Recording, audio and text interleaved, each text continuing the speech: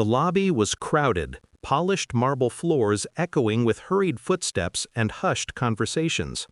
No one noticed him, an old man sitting quietly near the window, his hands resting on a cane, his hearing aid dull and lifeless. People brushed past, eyes glued to their phones. Receptionists pretended not to see. But I saw him.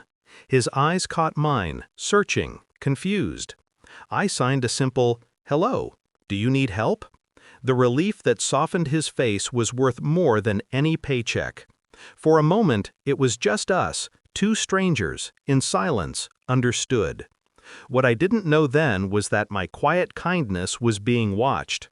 What I didn't know was that this man wasn't a visitor. He was the founder, the one whose portrait hung in the boardroom, the man my boss, the same boss who ridiculed me daily, called irrelevant, too old, too slow. And I was about to turn all of it against him. I wasn't supposed to be there, a shy intern with nothing but a worn suit and borrowed confidence. My boss, Martin Hale, made sure I remembered my place. He loved breaking me down in front of the team, mocking my stutter, calling me mute when I hesitated. "You'll never make it here," he sneered once. "This place chews up soft ones like you." But I watched him closely. His smile too polished, his promises too hollow. He was the type who built ladders by stepping on backs. At first, I pitied him. Later, I understood pity was wasted. It started small. I noticed he'd steal credit for presentations I stayed up nights preparing. He deleted my name from reports, then presented them as his brilliance. But betrayal shows itself in details. The day I overheard him on the phone bragging about how he planned to push out the old founder to secure his takeover, that was the day something in me hardened. He called the old man dead weight. He laughed about silencing his influence on the board. And that's when I knew. The man he dismissed so casually was the same one I had greeted in the lobby, the one no one respected enough to acknowledge, except me. I stopped being the quiet intern in that moment. I didn't lash out, I didn't confront him. No, rage is loud, but revenge? Revenge is quiet. I started gathering. Notes, recordings, emails forwarded discreetly to my private account. Every lie he told, every falsified figure, every backroom deal, it all found its way into a neat little archive with his name on it. I smiled when he mocked me. I thanked him when he humiliated me.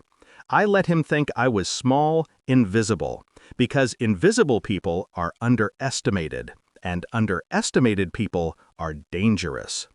The board was meeting in 2 weeks. I timed everything around that. Step 1, I sent an anonymous package of his fraudulent contracts to the legal department, carefully timed so the discovery would hit just before the meeting.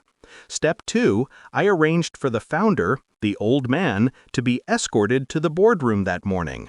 Not ignored this time, welcomed. Step 3, I prepared one final report. Numbers clean, projections accurate, signed by me. I left Martin's name off it completely. The night before the meeting, he was bragging over drinks with other managers.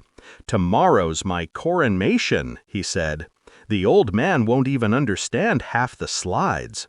I smiled to myself. Tomorrow, he'd understand perfectly. The boardroom was cold, the kind of cold that hides knives behind politeness. Martin strutted in, smug in his tailored suit. He didn't notice me at first. He never did. Then the founder walked in. Silence followed. Chairs shifted. Whispers rose. Martin froze, just for a second. Then the performance began. He clicked through slides filled with stolen data, stolen work. He smiled at the board, but the smiles didn't return. His voice faltered when legal interrupted with a file full of his signatures on fraudulent deals. His face drained of color. And then the founder looked at me. Just once. His fingers moved subtly under the table. "Thank you." I stood. For the first time, I let my voice carry. "The accurate report is here," I said, placing my binder on the table. "Numbers checked, data clean." The board didn't look at Martin again. The founder's trembling hands opened the binder, eyes scanning the pages. His lips curved into something small but powerful: approval. Martin tried to recover, his words tumbling over each other. But lies don't hold when truth walks in. By the end of that hour, he was finished. His empire of intimidation collapsed.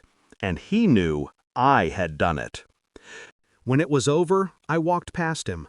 He reached out, desperate, but I didn't stop. His eyes begged for mercy, but mercy isn't owed to those who never gave it. I didn't need to say a word. Silence was my weapon. Silence had been his insult. Now it was my victory. The founder offered me a place at his side, not as an intern, but as someone he could trust. Someone who spoke his language, not just with hands, but with loyalty. And Martin? Last I heard, he was packing boxes under the watch of security guards. I learned something that day. Being invisible isn't a weakness, it's armor. It makes you a ghost in the room until the moment you decide to be seen. And when I finally chose to be seen, it was the last thing Martin Hale ever expected.